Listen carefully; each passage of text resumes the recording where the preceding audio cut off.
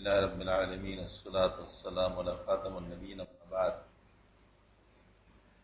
أعوذ بالله من الشيطان الرجيم بسم الله الرحمن الرحيم لله ما في السماوات وما في الأرض وإن تبدوا ما في أنفسكم أو تخفوه يحاسبكم به الله فيغفر لمن يشاء ويعذب من يشاء والله على كل شيء قدير أن الرسول بما أنزل إليه من ربه والمؤمنون كل آمن بالله وملائكته وكتبه ورسله لا نفرق بين أحد من رسله وقالوا سمعنا وأطعنا غفرانك ربنا وإليك المصير لا يكلف الله نفسا إلا وسعها لها ما كسبت وعليه ما اكتسبت ربنا لا تؤاخذنا إن نسينا وأخطأنا ربنا ولا تحمل علينا إصرا كما حملته على الذين من قبلنا ربنا ولا تحملنا ما لا طاقة لنا به واعف عنا واغفر لنا وارحمنا أنت مولانا فانصرنا على القوم الكافرين صدق اللہ العلی العظیم۔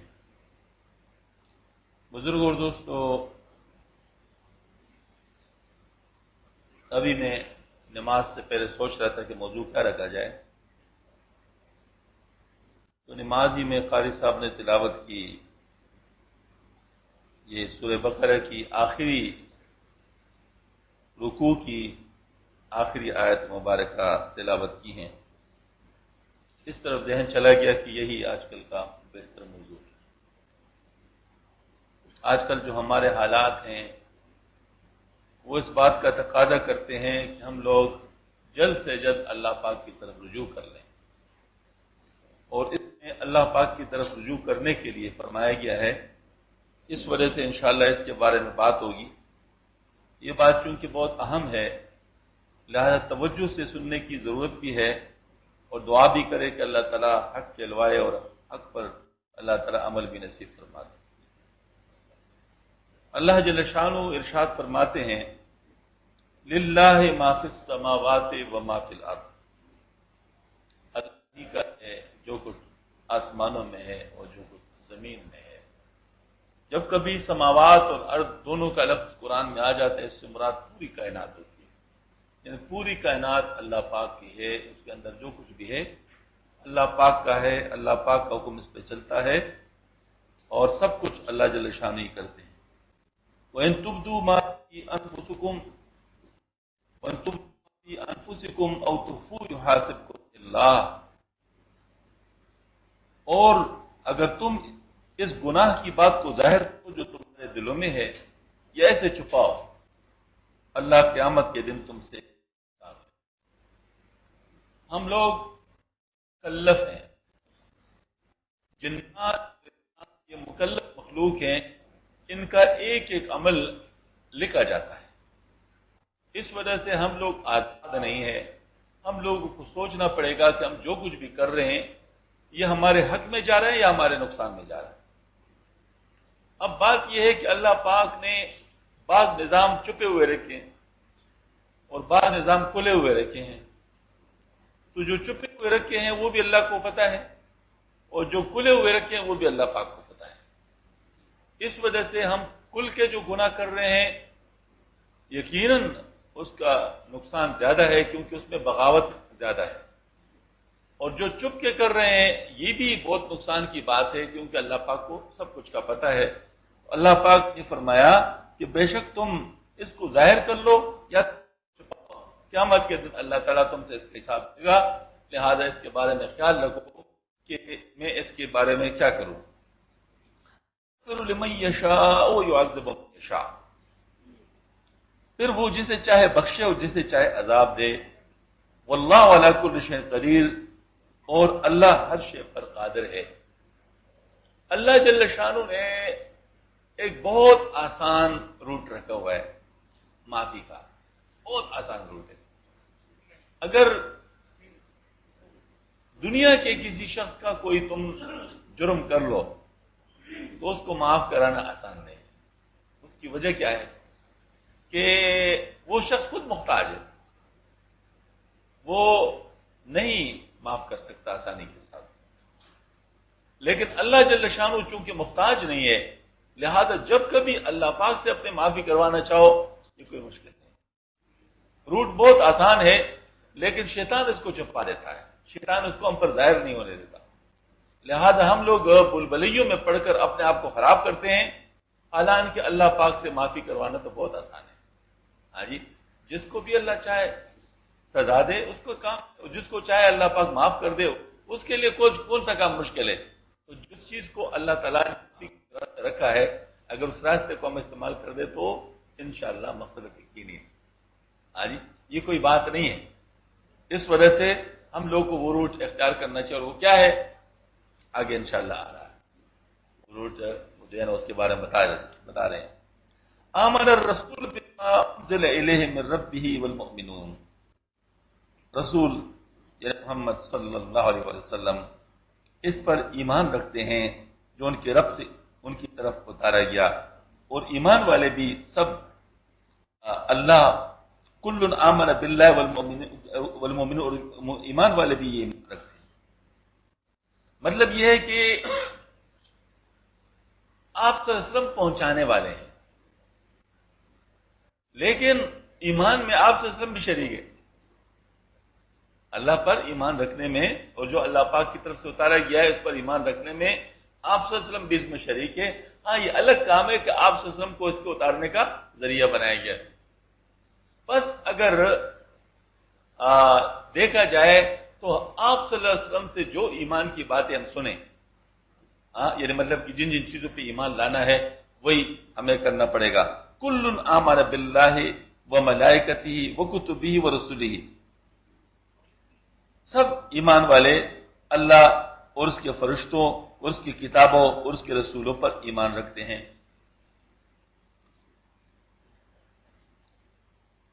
لا نفرق بین احد من رسلہ، ہم اس کے رسولوں میں سے کسی کے درمیان ایمان لانے میں فرق نہیں کرتے۔ وقالوا سمعنا، اور ہم کہتے ہیں کہ ہم نے تیرا حکم سننا، واطعنا، اور ہم نے اس کو مانا، یعنی فرمان برداری کی۔ غفرانک، اے ہمارے پروردگار ہم تیری بخشش چاہتے ہیں۔ ربنا، اے ہمارے رب، وإلیک المصیر، تیری طرف لوٹ کر جانا ہے۔ ایک بات عرض کرتا ہوں، افراط اور تفریط یہ دونوں مضر ہیں، اعتدال کا راستہ یہ محفوظ ہے۔ اللہ جل شانہ نے ہم لوگوں کو بہترین دین عطا فرمایا ہے، اور اس بہترین دین کو ہم نے سمجھنا بھی ہے اور پھر اس پر عمل بھی کرنا ہے۔ تو ان چیزوں میں سب سے پہلے اعتقاد آتا ہے، ایمان آتا ہے، کہ جو ایمان یعنی کہ لانے کی چیزیں ہیں ان کے اوپر ہمارا ایمان ایسا ہی ہو جیسے کہ اللہ تعالیٰ چاہتے ہیں۔ اب دیکھ لیں، ایمان کے معاملے میں سارے رسول ایک جیسے ہیں۔ آدم علیہ السلام پر جیسے ایمان لانا ضروری ہے، اسی طرح ابراہیم علیہ السلام پر ایمان لانا ضروری ہے، موسیٰ علیہ السلام پر اس طرح ایمان لانا ضروری ہے، عیسیٰ علیہ السلام پر اس طرح ایمان لانا ضروری ہے، آپ صلی اللہ علیہ وسلم پر بھی ایمان لانا ضروری ہے۔ تو ایمان لانے میں کوئی فرق نہیں ہے، ایمان سب کے اوپر لانا ہے، سارے کتابوں پر لانا ہے، ہاں جی، سارے فرشتوں پر لانا ہے، اور اس طریقے سے تقدیر پر ایمان لانا ہے کہ سب کچھ اللہ کی طرف سے ہوتا ہے، آخرت کے دن پر ایمان لانا ہے، ہاں جی، یہ ساری چیزوں پر ایمان لانے میں کوئی فرق نہیں۔ ہاں البتہ جو درجات اللہ پاک نے مختلف رکھے ہیں ان درجات کا بھی اقرار ہم کریں گے۔ مثلا آپ صلی اللہ علیہ وسلم خاتم النبیین ہیں، اور آپ صلی اللہ علیہ وسلم سارے انبیاء کرام کے سردار ہیں۔ بعض پیغمبر بعض سے بڑے ہیں، فضلنا بعضهم علی بعض، تلک الرسل فضلنا بعضهم علی بعض، بعض رسول بعض سے بڑے ہیں، ہاں ان کو فضیلت زیادہ ہے، لیکن پیغمبری میں سب شریک ہے، پیغمبری میں سب شریک ہے۔ اس میں فرق نہیں کرنا کہ فلاں کی پر ایمان لاتے فلاں کے اوپر نہیں، کسی ایک پیغمبر پر بھی اگر کوئی ایمان نہیں لاتا تو وہ دین سے نکل جاتا۔ اسلام مکمل دین ہے، لہذا اسلام میں سارے پیغمبروں پر ایمان ہے۔ یہود اب دیکھ لیں، وہ موسیٰ علیہ السلام پر تو ایمان لاتے عیسیٰ علیہ السلام کے مخالف تھے، اور حضور صلی اللہ علیہ وسلم پر بھی ایمان نہیں لائے، لہذا دین سے نکل گئے۔ عیسائی جو ہے نا عیسیٰ علیہ السلام پر ایمان لاتے ہیں، ہاں، لیکن حضور صلی اللہ علیہ وسلم پر ایمان نہیں لایا، لہذا وہ بھی دین سے نکل گئے. جو جس نبی پر بھی ایمان نہیں لایا وہ دین سے نکل گیا. اس مسئلے میں جن کو سب پر ایمان ہے وہی جو ہے نا اصل دین. اس بات میں بعض لوگ غلطی کر جاتے ہیں اور وہ سمجھتے ہیں کہ یہود اور نصارہ یہ بھی چونکہ یعنی مطلب یہ ہے کہ کتاب اہل کتاب ہے لہٰذا جن کے اعمال اچھے ہیں تو وہ بخشے جائیں گے. یہ کفر کا عقیدہ ہے. جس کا بھی یہ کافر ہو جائے گا، کیونکہ کسی کافر کو اس کے کفر کو صحیح سمجھنا یہ بھی کفر ہے. لہذا کبھی بھی اس قسم کا عقیدہ نہیں رکھنا چاہیے.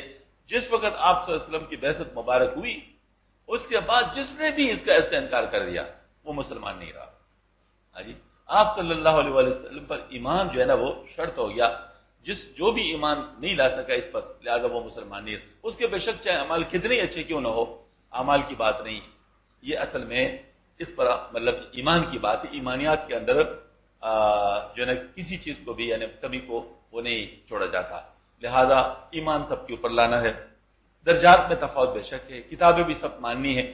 اب دیکھ لے، ہم تورات پر عمل نہیں کرتے، ہم انجیل پر عمل نہیں کرتے، ہم جو ہے نا زبور پر عمل نہیں کرتے، لیکن مانتے سب ہیں. ہم کہتے ہیں ہاں یہ کتابیں ہیں، یہ اتاری گئی ہیں صحیح حالت میں جس وقت تھی اس وقت کے جن کے اوپر اتاری گئی تھی انہوں نے اس پر عمل کرنا تھا اور عمل کر بھی لیا جو مسلمان تھے. اب اس کے بعد جو اس کے اندر اللہ پاک نے چیزیں باقی رکھنی تھی وہ قرآن شریف کے اندر آ گئی. اب ہمیں کسی اور چیز کی طرف دیکھنے کی ضرورت ہی نہیں ہے. ایک دفعہ آپ صلی اللہ علیہ وسلم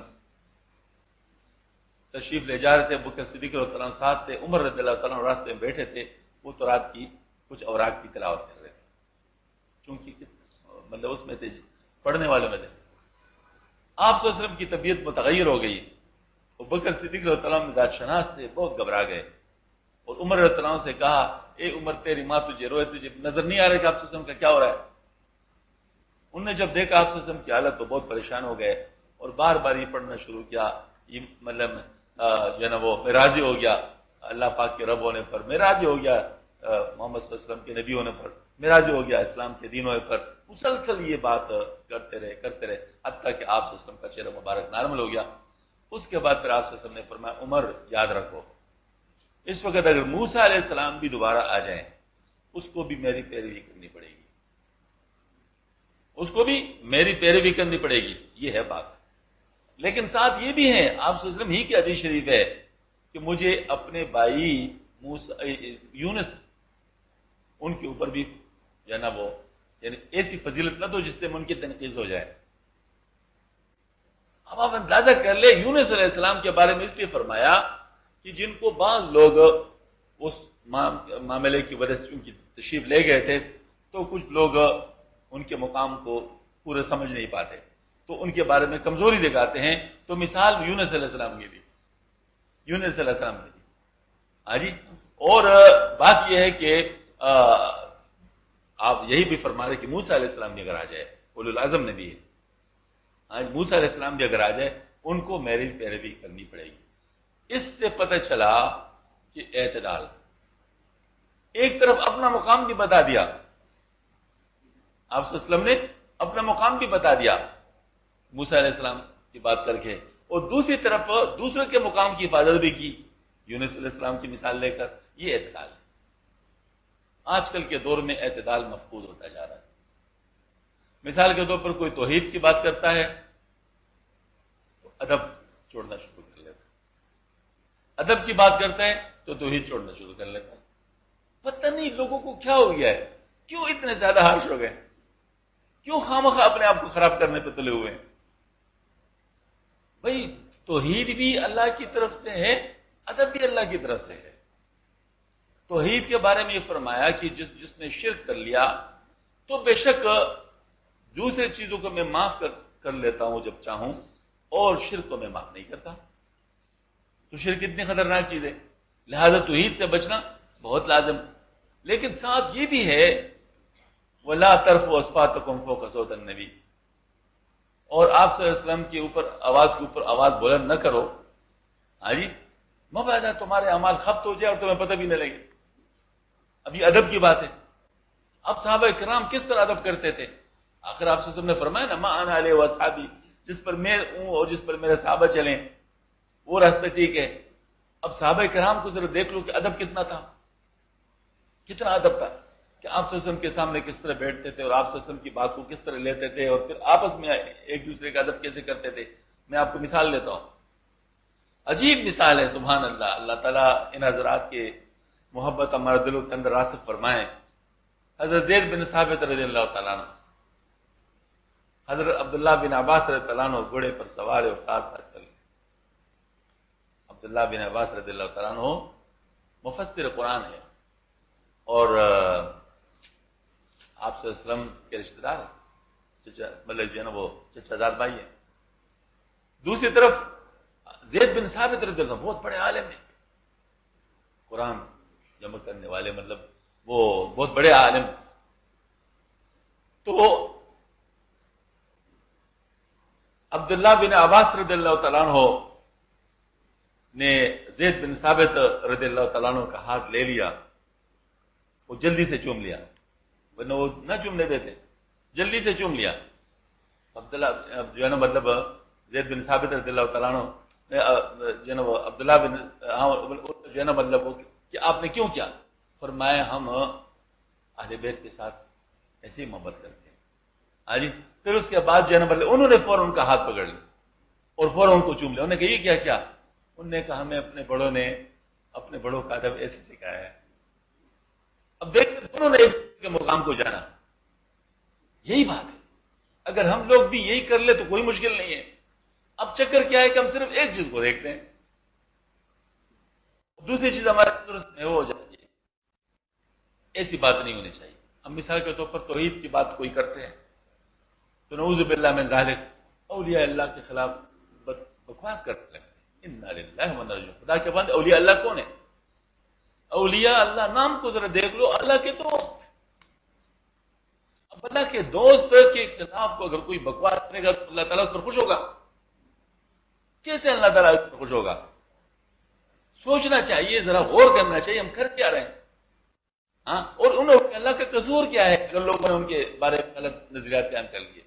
اب مثال کے طور پر حضرت علی اجویری رحمۃ اللہ علیہ، ہاں جی، ان کے مزار پر جو ڈرامے ہوتے ہیں اور غلط کام ہوتے ہیں، کیا اس میں حضرت علی اجویری رحمۃ اللہ کا قصور ہے؟ انہوں نے ان لوگوں کو کہا ہے کیسا کرو؟ اس کے بعد پھر یعنی اس کے ریئیکشن میں ان کے بارے میں اس قسم کی بات کرنے کی کیا ضرورت ہے؟ اچھا، اس طریقے سے الشیخ عبد القادر جیلانی رحمۃ اللہ علیہ، ہاں، اب ظاہر ہے انہوں نے تو نہیں کہا نا لوگوں کو میرے ساتھ اس قسم کی باتیں سب وہ کر لو۔ عیسیٰ علیہ السلام سب سے بڑی بات ہے، قرآن ہے کہ عیسیٰ علیہ السلام سے کہا جائے گا اور مریم علیہ السلام سے اللہ پاک فرمائیں کہ کیا آپ لوگوں نے اپنے قوم کو مجھ کو یہ بتایا تھا کہ تم یہ سے کرو؟ اللہ ہم بری ہیں، ہم نے ایسے بات رہی ہے، ہم سے بری ہیں۔ اب قرآن کا ہے کہ وہ کہہ رہے ہیں کہ کہہ رہے ہوں گے کہ ہم سے بری ہیں، تو کیا ہمارے لیے کافی ثبوت نہیں ہے کہ ہم لوگ اگر کسی کی غلطیاں ہیں تو ان کی غلطیوں کی وجہ سے جن کے ساتھ لوگ غلطیاں کر رہے ہیں ان کو نہ مورد الزام ٹھہرائیں، ہم ان کے بارے میں گستاخی کی بات نہ کریں کیونکہ وہ پیغمبر ہے۔ عیسیٰ علیہ السلام کے بارے میں اگر کوئی گستاخی کرے گا دین سے نکل جائے گا کیونکہ وہ تو پیغمبر ہے۔ اس طریقے سے اگر کوئی ولی اللہ کے بارے میں گستاخی کرے گا تو دین سے نکلے گا تو نہیں، لیکن اللہ کی رحمت سے نکل جائے گا، اللہ کی رحمت سے نکل جائے گا، کیونکہ اللہ جل شانہ اپنے دوستوں کی بے اکرامی کو نہیں مطلب پسند فرماتے۔ اس کے بارے میں بہت سخت، بلکہ حدیث شریف میں یہ بھی آتا ہے کہ حدیث قدسی ہے کہ جو میرے ولی کو ایذا دیتا ہے میرا ان کے ساتھ اعلان جنگ ہے۔ تو اس وجہ سے جو ہے نا یہ والی بات ہے کہ ہم لوگ کبھی بھی اللہ والوں کی شان میں گستاخی نہ کریں۔ اللہ والے ہیں۔ سب سے بڑی بات یہ ہے کہ ان کی نسبت اللہ تعالیٰ کے ساتھ ہے، ہاں جی، تو ہم لوگ اللہ والوں کے بارے میں کوئی گستاخی نہ کریں۔ قرآن بھی گواہ ہے، حدیث شریف بھی گواہ ہے، ہر چیز کے اندر اعتدال ہے، اور بالخصوص عقائد کے معاملے میں تو بہت ہی زیادہ انسان کو محتاط رہنا چاہیے۔ کبھی اس قسم کی بات نہیں کرنا چاہیے جس سے جو نا وہ ہم لوگوں کو کوئی مسئلہ ہو جائے۔ ہم لوگوں کو بہت محتاط رہنا چاہیے۔ ابھی فرماتے ہیں دعا کے انداز میں، ابھی یہ بات آ رہی ہے، لا یکلف اللہ نفسا الا وسعها، اللہ تعالیٰ کسی جان کو اس کی طاقت کے مطابق ہی مکلف بناتا ہے۔ یہ تکلیف دیتا ہے، ترجمہ میں لکھا ہے، لیکن میں نے تکلیف دیتا ہے ترجمہ اس لیے نہیں کیا کہ ہم لوگ تکلیف جس چیز کو سمجھتے ہیں عربی میں تکلیف اس کو نہیں کہتے، اور اردو محاورے میں تکلیف کس کو دیتے ہیں؟ نقصان، پریشانی پہنچانا، یہی ہوتا ہے نا۔ ہم اللہ تعالیٰ کے بارے میں تو یہ تصور نہیں کر سکتے اللہ تعالیٰ کسی کو پریشان کرتا ہے، اللہ تعالیٰ کسی کو تکلیف سے مراد یہ عربی کا لفظ ہے، اس مراد یہ ہے کسی کو ذمہ دار بنانا، کسی کو پابند کرنا۔ مثلا میں آپ کو ڈیوٹی دیتا ہوں، آپ نے یہ کرنا ہے، یہ کرنا ہے، یہ کرنا ہے، یہ کرنا ہے، یہ کرنا ہے، میں آپ کو اتنی تنخواہ دوں گا، تو میں آپ کو اس کا ذمہ دار بنا دیا۔ اب تنخواہ کی دینے کی ذمہ داری میری ہے، وہ میں پورا کروں گا، لیکن ان کاموں کے کرنے کی ذمہ داری تمہاری ہے، وہ جو ہے نا مطلب تم پورے کرو گے۔ اگر اس میں کوئی قصور ہوگا تو میں پوچھ سکتا ہوں کہ آپ نے یہ کام کیوں نہیں کیا، ہاں جی، تو تنخواہ جو ہے نا مطلب ظاہر میں دوں گا۔ تو یہ جو ہے نا تکلیف ہے، عربی کا تکلیف کیا ہے؟ ذمہ دار بنانا، پابند کرنا، کوئی مطلب جو ہے نا یعنی انسان کو اسائنمنٹ، یہ جو ہے نا تکلیف دینا ہے۔ تو عربی میں تکلیف اور ہے، جیسے عربی میں غریب اور ہے اور اردو کا غریب اور ہے۔ عربی کا غریب جو ہوتا ہے اجنبی ہوتا ہے، اور اردو کا غریب جو ہوتا ہے وہ مفلس ہوتا ہے۔ تو یہ معنی ذرا تھوڑے سے بدل گئے، تو یہاں پر میں نے اس وجہ سے اس کے ترجمہ میں تھوڑا سا یہ بات کی کہ اللہ کسی جان کو اس کی طاقت کے مطابق ہی مکلف بناتا ہے۔ اب مکلف بنانے میں انسان ذرا سوچتا ہے کہ کوئی مختلف لفظ ہے، اس کے پیچھے ذرا اس طرف جانے کی کوشش کرے گا، اور تکلیف دیتا ہے تو کہیں تو وہی اردو والا معنی لے لے گا کہ پریشانی پہنچانا ہے، نقصان پہنچانا، یہ والی بات نہیں ہے۔ اسی کے لیے اس نیک کام کا ثواب ہے، لہا ما کسبت وعلیہا ما اکتسبت، اسی کے لیے اس نیک کام کا ثواب ہے جو اس نے کمایا، اور اسی پر اس برائی کا وبال ہے جو اس نے کمائی۔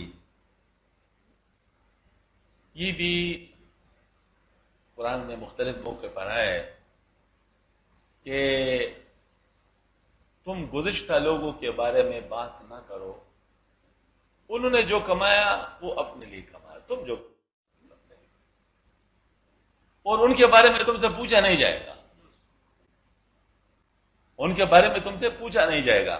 بعض لوگ اپنے بڑوں کے بارے میں فضول باتیں کرنا شروع کر لیتے ہیں، اللہ تعالیٰ کو یہ چیزیں پسند نہیں ہے، ہاں جی، یہ چیزیں پسند نہیں ہیں۔ تو وہاں اس موقع پہ اس سورہ بقرہ کے بالکل اس میں آتے ہیں کہ اللہ تعالیٰ کو یہ پسند نہیں کہ تم جو ہے نا مطلب یہ ہے کہ اپنے بڑوں کے بارے میں اس قسم کی باتیں کر لو جو ان کا ہے۔ بلکہ میرے خیال میں بتائی دیتا ہوں، یہ بالکل پہلے پارے کے اخیر میں آتا ہے وہاں پر، اور چونکہ اس کا موضوع ہمارے ساتھ ملا ہوا ہے تو لہذا سمجھنے میں آسانی رہے گی۔ فرماتے ہیں اللہ جل شانہ، تلک امت قد خلت، ہاں جی، یہ مذکورہ حضرات کا ایک گروہ ہے جو گزر گیا، لہا ما کسبت ولکم ما کسبتم، ان کے لیے وہ جو انہوں نے کمایا اور تمہارے لیے وہ جو تم نے کمایا، ولا تسألون عما كانوا يعملون، اور تم سے اس کے بارے میں نہیں پوچھا جائے گا جو کام وہ کرتے تھے۔ تو خامخواہ فضول بحث میں کیوں پڑتے ہو؟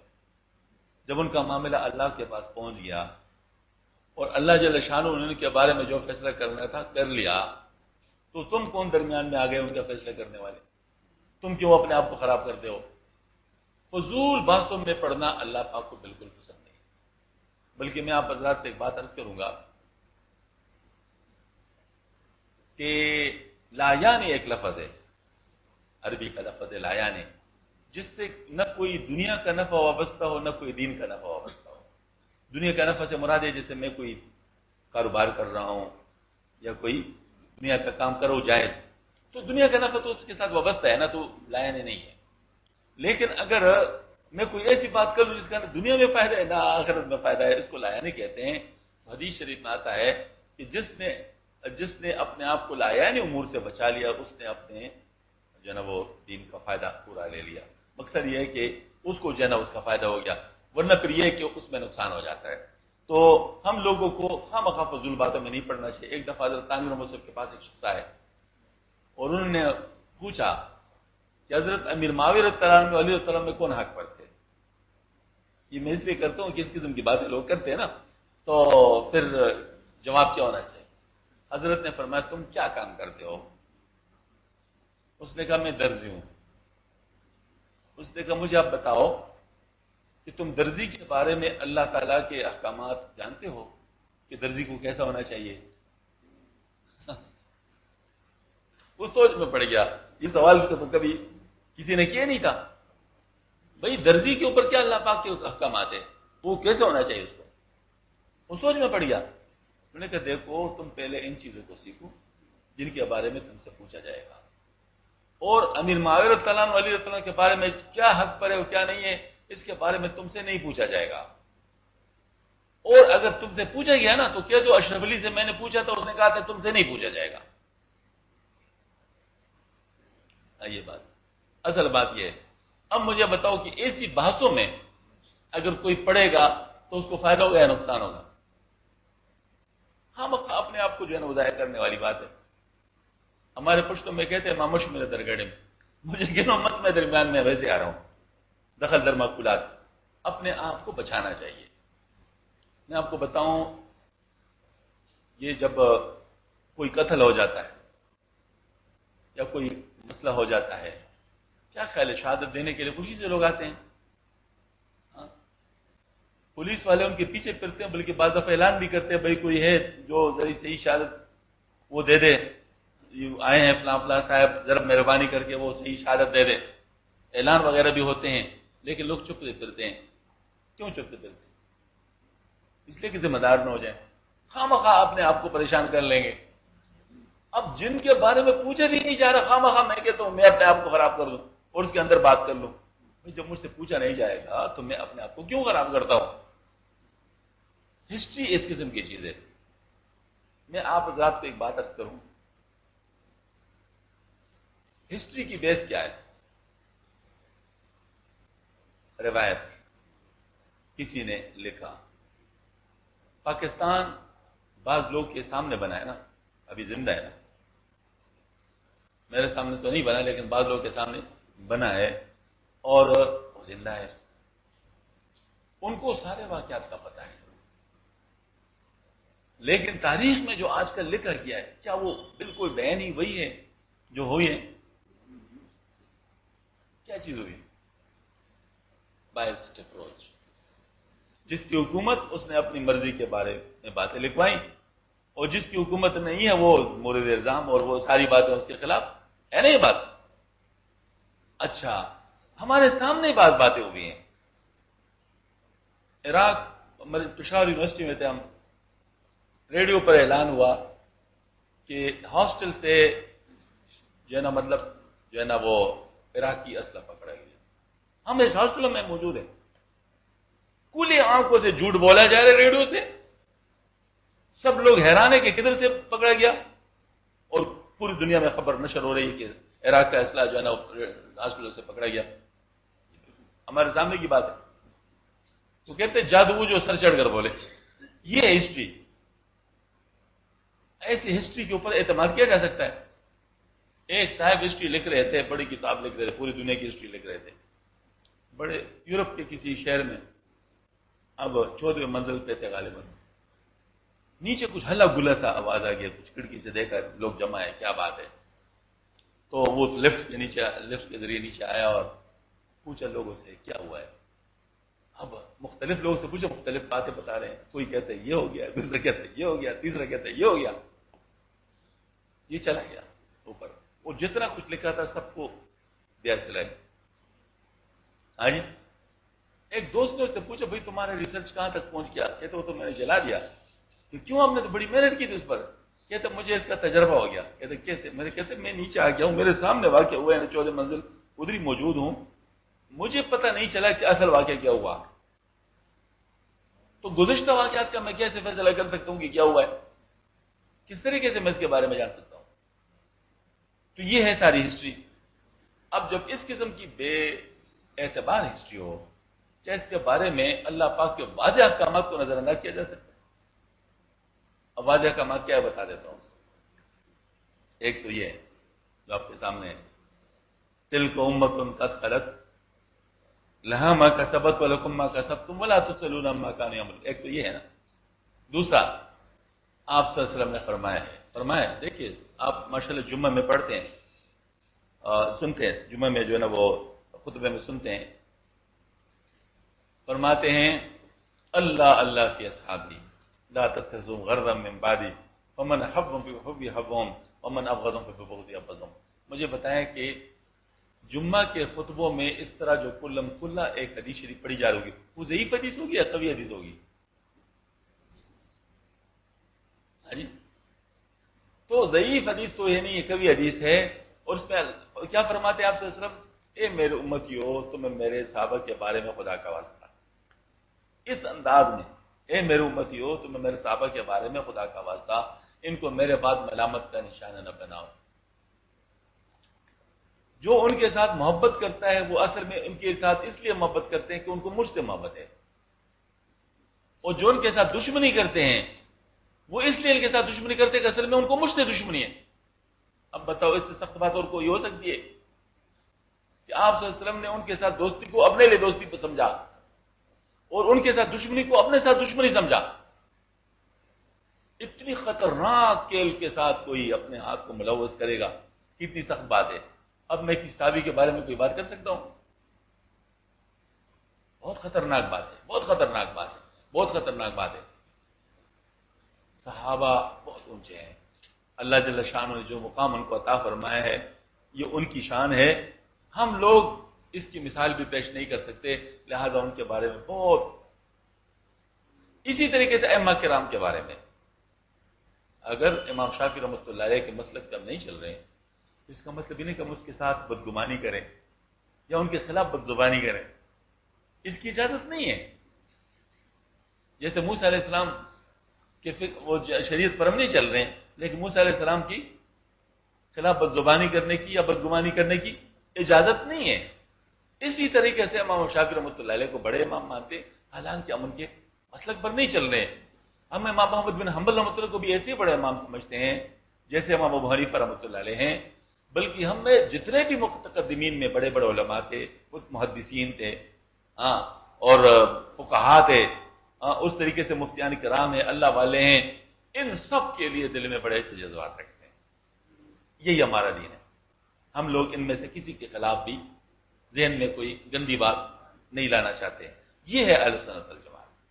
اہل سنت والجماعت کا مسلک انتہائی معتدل ہے.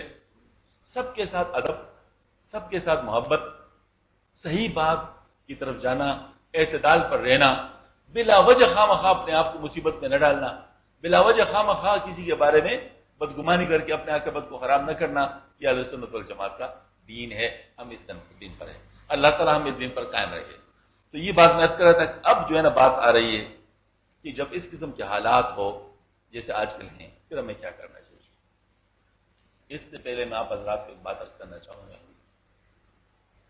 اللہ اکبر. حضرت ڈاکٹر عبدالحی صاحب رحمۃ اللہ علیہ ایک بزرگ گزرے ہیں، انہوں نے ایک بات فرمایا کہ جس کو دیکھو کہ قدم قدم پر اٹھتے پھرتے چلتے پھرتے اس نے دعائیں شروع کر لی، تو یاد رکھو کہ وہ اللہ کے در پر پہنچ جائے گا. اللہ کے در پر پہنچ گیا، اس کے لیے اللہ پاک دروازہ کھول بھی لیں گے، اور جس کے لیے اللہ کا دروازہ کھل گیا پھر اس کے لیے کوئی کمی نہیں ہے. تو اس کا مطلب دعائیں جو ہے نا بہت بڑی چیز ہے. دعائیں بہت بڑی چیز ہے. دعا کو صحیح کرنا، دعا کے اندر منہمک ہونا، دعا اللہ تعالیٰ سے مانگنا، اور دعا کے اندر اللہ پاک سے امید رکھنا، اپنے غلطیوں کا اقرار اور اللہ پاک سے امید کرنا کہ اللہ پاک معافی دیتے ہیں. یہ ساری چیزیں یہ بہت خوش قسمت کی بات ہے. تو اللہ پاک نے ہمیں یہ دعا سکھائی ہے. آج کل کے حالات پہ یہ بہت زیادہ صادق آتی ہے، لہٰذا اس دعا کی بڑی کثرت کرنی چاہیے. ابھی انہوں نے نماز میں قرات میں یہی پڑھی. آج یہ دعا بہت اہم بات ہے، لیکن افسوس کی بات ہے کہ ہم ذرا اس پر غور نہیں کرتے کہ ہم اس میں مانگ کیا رہے ہیں. تو ذرا تھوڑا سا آج اس کا مذاکرہ کرتے ہیں کہ ہم اس میں کیا مانگتے ہیں. فرماتے ہیں ربنا لا تؤاخذنا ان نسینا او اخطانا. اے رب ہمارے، اگر ہم بھولیں یا خطا کرتے تھے. تو تو ہمیں عذاب میں نہ پکڑنا. کمزور ہیں ہم، غلطی کر جاتے ہیں، سستی بھی کر جاتے ہیں. ہاں جی، اور ہم لوگ آگے پیچھے بہت کچھ کر جاتے ہیں، لیکن اللہ تو ہمیں عذاب نہ پکڑنا. یہ جو الفاظ عربی کے ہیں، اردو میں اس کا مکمل نہیں ہو سکتا. یہ جس کو عربی آتی ہو وہی اس کے الفاظ کا وزن محسوس کر سکتے ہیں کہ کس انداز میں ہمیں سکھایا گیا. ربنا لا تؤاخذنا ان نسینا او اخطانا ربنا ولا تحمل علینا اصرا. فرمایا کہ اے رب ہمارے، ہم پر احکام کا ویسا بوجھ نہ رکھ جیسے کہ تم نے ان لوگوں پر رکھا جو ہم سے پہلے ہوئے. یعنی ہمارے ساتھ نرمی کا معاملہ فرما دے، آسانی کا معاملہ فرما دے. ہم لوگ بڑے چیز کو نہیں اٹھا سکتے. اس میں ہے اپنے کمزوری کا اعتراف. اپنی کمزوری کا اعتراف. اللہ تعالیٰ کو عاجزی پسند ہے، تو عاجزی کو جس انداز میں بھی کیا جائے گا تو وہ اللہ پاک کو پسند ہے. لیکن وہ طریقہ سب سے زیادہ پسند ہوگا جو اللہ پاک نے خود سکھایا اور آپ صلی اللہ علیہ وسلم نے ہمیں سکھایا، وہ طریقہ سب سے زیادہ اچھا ہوگا. تو اس میں یہ فرمایا کہ ربنا ولا تحمل علینا اصرا کما حملت علی الذین من قبلنا. جس طرح بوجھ تم نے پہلے لوگوں پہ رکھا تھا اس طرح کا بوجھ ہماری پر نہ رکھ. ہم اس بوجھ کو اٹھا نہیں سکیں گے. ہاں جی، ربنا ولا تحملنا ما لا طاقت لنا به. اور اے رب ہمارے، ہم پر وہ بوجھ نہ ڈال جس کی ہمیں طاقت نہیں ہے، جس کی ہمیں طاقت نہیں. واغفر لنا واعف عنا، اور ہم سے درگزر فرما. واغفر لنا، اور ہمیں بخش دے. ورحمنا، اور ہم پر رحم فرما. انت مولانا، تو ہمارا مالک ہے. فانصرنا، پس فانصرنا علی القوم الکافرین، پس کافروں کی قوم کے مقابلے میں ہماری مدد فرما.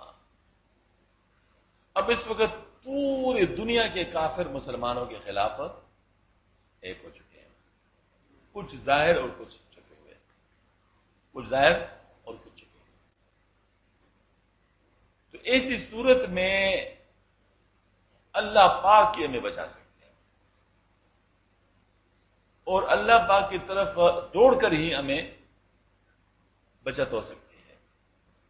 اگر ہم نے ان لوگوں کے راستہ لے لیا جو ہمیں مار رہے ہیں تو پھر تو ہمارا کوئی جگہ نہیں ہے، پھر تو ہم لوگ اپنے آپ کو تباہ کر دیں گے.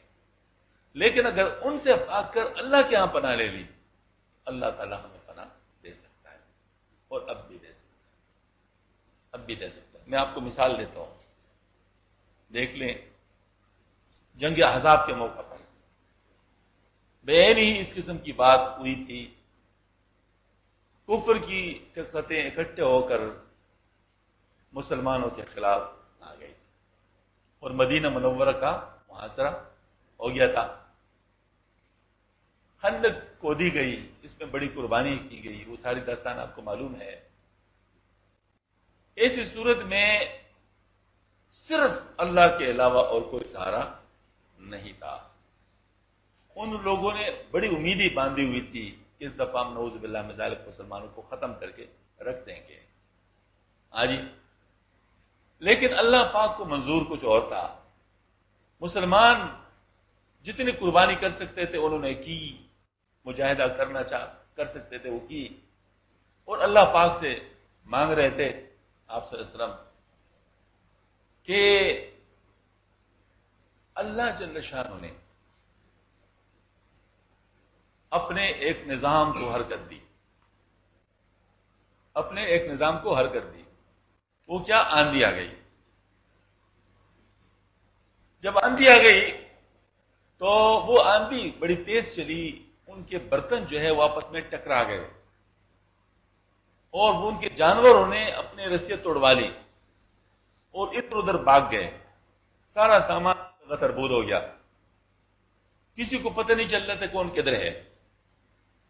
اس حالت میں ان لوگوں نے کہا کہ محاصرہ اب نہیں ہو سکتا اور فیصلہ کیا واپس جانے کا. چلے گئے واپس. اب بتائیں، انتظامات تو سارے تھے کافروں کے، لیکن اللہ پاک کو جب منظور نہیں ہوا تو ان کی کوئی ایک بات نہیں چلی. کیا اللہ پاک کے پاس اس وقت وہ قوتیں نہیں ہیں؟ ہاں جی، کیا اللہ پاک کے پاس وہ قوتیں نہیں ہیں؟ وہ ساری قوتیں ابھی بھی ہیں. ہم میں فرق آ گیا کہ ہم اللہ پاک کی طرف رجوع نہیں کر رہے. اللہ پاک کسی ایک نظام کو حرکت دینا تو بڑے سے بڑے کافر بھی، یہ قوم عاد اور سمود یہ معمولی قوم نہیں تھے. قوم عاد جو تھا یہ بڑے بڑے ان کے جسے تھے، ہاتھوں سے پکڑ کر بڑے بڑے درخت سر نکال لیتے تھے پہلوان لوگ. آج لیکن جس وقت اللہ پاک کا عذاب آیا تو ایسی آندھی چلی کہ ان کی جڑ سے جڑ اکاڑ دیا. سارے درم برم اس طرح لمبے لمبے پڑے ہوئے کچلے گئے. ہاں جی، نشانی کی موجود ہے اپنی. اچھا، قوم سمود کانوں کے اندر کام کرنے والے لوگ تھے، بڑے کاریگر لوگ تھے، بڑے ماہر لوگ تھے، بڑا کام کیا تھا ان لوگوں نے. لیکن ایک پیغمبر کی نافرمانی کی، اللہ پاک کے حکم سے منہ موڑا، اپنے فاسقانہ چیزوں سے باز نہیں آئے. نتیجتاً کیا ہوا؟ اللہ پاک نے ایک نظام کو حرکت دی، اور وہ نظام کیا تھا؟ ایک چیخ. اور اس چیخ کی وجہ سے ہم سب کے دل الٹ گئے. اللہ تعالیٰ کے لیے کون سی چیز مشکل ہے؟ یہ سونامی کی باتیں ہم سنتے ہیں نا، کیا کسی اور پر یہ نہیں آ سکتا جس کے لیے کوئی اللہ تعالیٰ کرنا چاہے؟ ہاں جی، وہ سارے کے سارے نظام. رشیا نے جب حملہ کیا پاکستان پر، نہیں وہ افغانستان پر، یہ ظاہر مطلب 70s کی بات ہے. ہم تبلیغی جماعت میں سیروزہ میں تھے، ورسک میں ہماری جو ہے نا جماعت چل رہی تھی. ہمارے جو امیر صاحب تھے ڈاکٹر فدا صاحب، اس نے سب کو جمع کیا، سب سے پوچھا کہ اب کیا ہوگا. کسی نے کہا کہ روس جب جاتا ہے کسی جگہ تو وہاں سے واپس نہیں جاتا، اور وہ گرم سمندر تک پہنچنے کی کوشش کرے گا، اور یہ کرے گا جو معلومات جس کی تھی وہ. ڈاکٹر صاحب نے کہا یہ دیکھیں نہیں، اس وقت کی بات ہے، ابتدا کی بات ہے، اس وقت کسی کا یہ تصور نہیں تھا کہ ایسا ہوگا. لیکن یہ ڈاکٹر فدا صاحب نے بات اس وقت کی. انہوں نے کہا دیکھو بات سنو، آپ صلی اللہ علیہ وسلم کا نامہ مبارک جب کسرا کے پاس گیا تو کسرا نے اس کو ٹکڑے ٹکڑے کر دیا. آپ سے ان کو جب اس کی بات پہنچی تو آپ صلی اللہ علیہ وسلم نے فرمایا اے اللہ اپنے کتوں میں سے ایک کتا اس کے اوپر مسلط کر دے، اپنے کتوں میں سے ایک کتا اس کے اوپر مسلط کر دے. تو اس کا بیٹا شیرو وہ رات کو اٹھتا ہے اور اپنے باپ کی پیٹ میں چورا گھومتا ہے، اس کو مار دیتا، ختم ہو گیا. آج مقصد یہ ہے کہ اللہ پاک نظام تو چل رہا ہے، ہر وقت چل رہا ہے. تو رشیا بے شک بہت بڑا ملک ہے، بڑی طاقت ہے، لیکن اللہ پاک کے حکم کے سامنے کچھ بھی نہیں، اور انشاءاللہ ٹکڑے ٹکڑے ہو کے رہے گا. اب دیکھ لے ہوا یا نہیں ہوا. یہ بالکل ابتدائی دور کی بات بتا رہا ہوں، جب رشیا نے مطلب اٹیک کر دیا تھا، یہ صورتحال تھی. تو جن کو ہم بڑے طاقتور سمجھتے ہیں نا، اللہ کے سامنے وہ طاقتور نہیں ہے. لہذا اللہ کی طرف رجوع، ففروا الی اللہ، اللہ کی طرف بھاگو، یہ ضروری ہے.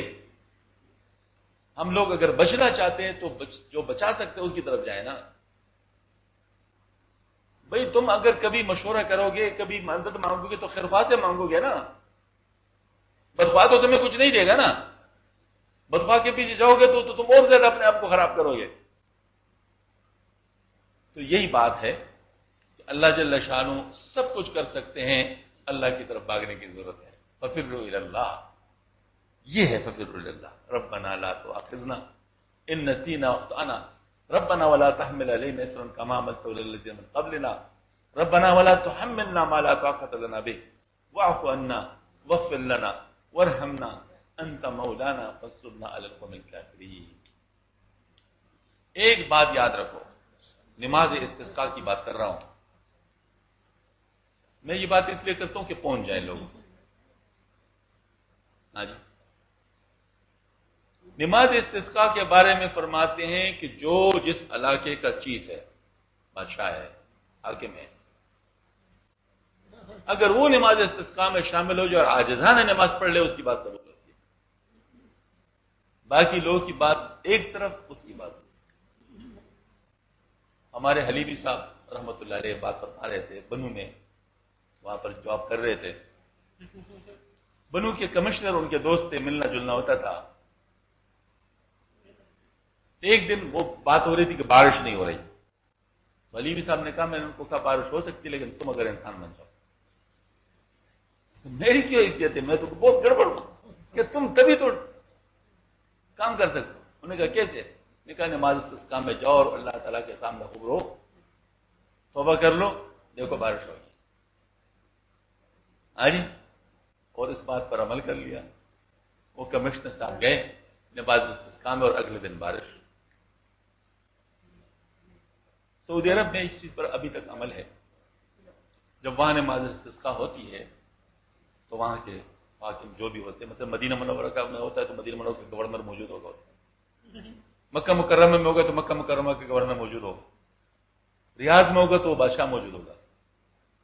ہاں جی، یہ ان کا نظام ہے، ان کا سارا جتنے بھی یعنی جو اسلحے کا نظام ہے جو بھی ہے وہ سب سرنڈر فار صورت میں موجود ہوتا ہے۔ اس بات ان کا عمل ہے اور وہ باقی لوگ دیکھ لیتے ہیں عمل، اس پر بارش ہو جاتی ہے۔ ہاں جی، تو اس کا مطلب ہے کہ اللہ پاک کے وہ سارے نظام چل رہے ہیں، ہمیں اپنے آپ کو بدلنا چاہیے۔ اس وجہ سے کہی ربنا لا تؤاخذنا ان نسینا واخطانا، یہ اگر زرداری پڑے گا اللہ پاک رحم فرمائے گا، گیلانی پڑے گا تو اللہ رحم فرمائے گا۔ ان کا انتظار ہے، ان کو کرنا پڑے گا ورنہ مدد نہیں آئے گی۔ جنرل کیا نہیں کرے گا تو مدد آئے گی۔ اللہ تعالی ہم سب کو عمل کی توفیق عطا فرمائے۔ یہ ایسا دور ہے اس کے اندر سب کچھ ممکن ہے، لیکن ہم لوگ کریں تو صحیح۔ یہ ربنا لا تؤاخذنا ان نسینا واخطانا کس کے لیے؟ یہ قرآن صرف میرے لیے تو نہیں ہے نا، یہ قرآن سب کے لیے ہے، سب کو کرنا پڑے گا، تب اللہ کی مدد آئے گی۔ اور اللہ تعالیٰ قادر ہے، ان اللہ علی کل شیء قدیر، اللہ تعالیٰ ساری چیزوں پر قادر ہے۔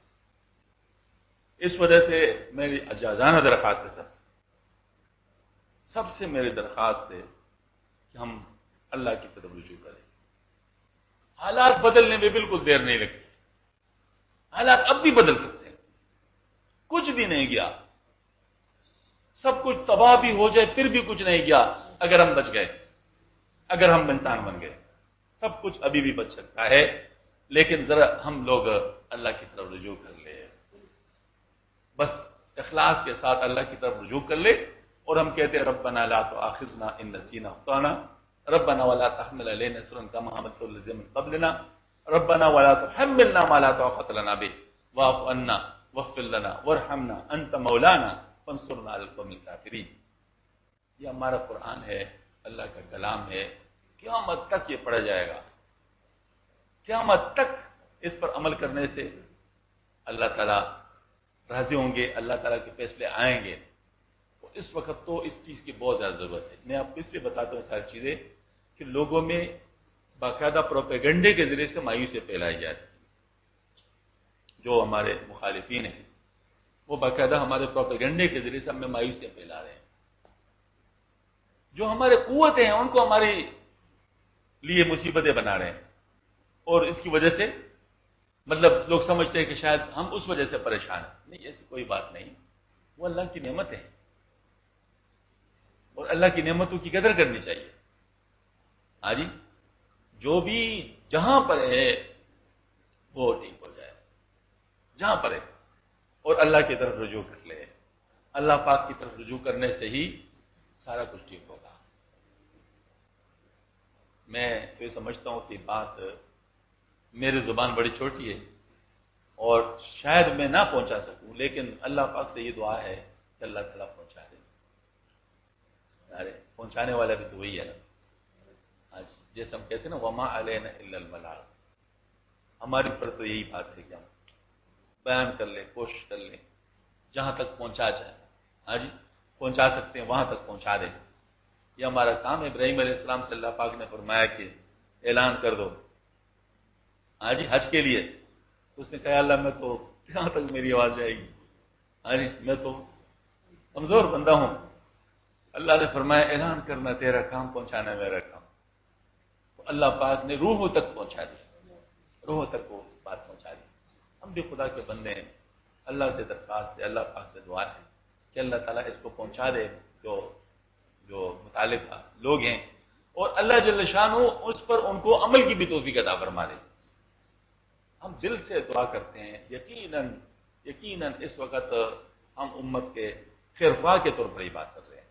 اس وقت امت کی خیرخواہ یہی ہے کہ صحیح بات کی طرف کیوں دیکھیں، میڈیا میں ہر قسم کے لوگ ہیں، ہاں جی، اور مختلف قسم کے جو ہے نا وہ ہے لوگوں کے مفادات، وہ اپنے اپنے مفادات کی باتیں کرنے والے تو بہت ہیں، لیکن دیکھو اللہ سے ملانے کی جو بات ہے نا، یہ معاملہ تو سب کا ہے، اس میں تو سب کا فائدہ ہے، اور اس کے ساتھ دوسری بات ہے ہی نہیں، اس کے اندر کوئی اور بات ممکن ہی نہیں۔ تو کیوں نہ اس بات کو سوچا جائے اور اللہ تعالیٰ سے دعا بھی کی جائے اور ایمان بھی اپنا مضبوط کر دیا جائے، اللہ تعالیٰ کے وعدوں پر بھروسہ کیا جائے۔ وَعَلَى اللَّهِ فَلْيَتَوَكَّلِ الْمُتَوَكِّلُونَ، اور اللہ پر ہی بھروسہ کرتے ہیں بھروسہ کرنے والے، اللہ پر بھروسہ کرنے والے۔ لہذا ہم لوگوں کو اب ذرا اپنا رخ بدلنا چاہیے۔ دعا ہے اللہ پاک سے، اللہ پاک ہم سب کی حفاظت فرمائے۔ وما علینا الا البلاغ۔